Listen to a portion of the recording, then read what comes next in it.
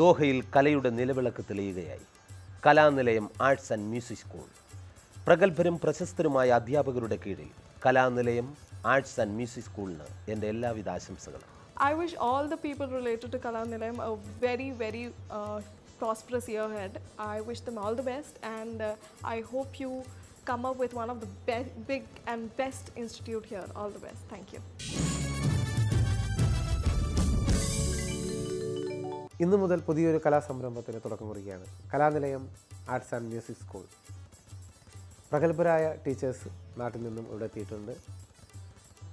ഒട്ടേറെ പുതുമുഖങ്ങൾക്ക് അവസരം കൊടുക്കുന്ന, ഒട്ടേറെ കലാകാരന്മാർക്ക് അവസരം കൊടുക്കുന്ന ഒരു നല്ലൊരു സംരംഭമാണ്.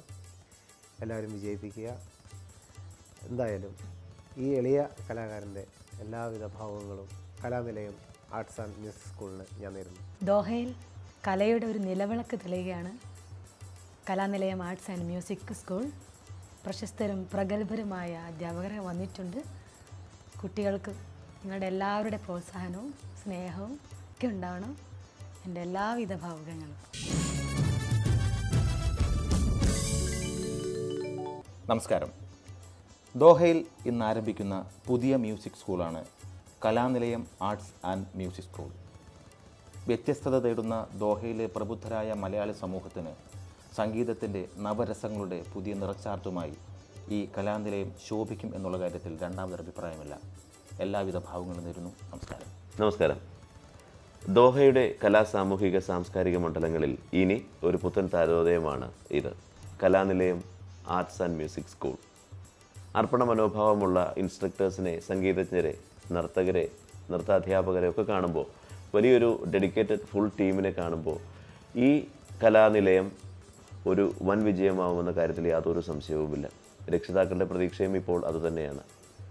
ഏതായാലും ദോഹയിലെ ഈ പുതിയ കലാനിലയം ആർട്സ് ആൻഡ് മ്യൂസിക് സ്കൂളിന് എൻ്റെ എല്ലാവിധ ആശംസകളും നേരുന്നു. വിജയത്തിനായി പ്രാർത്ഥിക്കുന്നു. Thank you.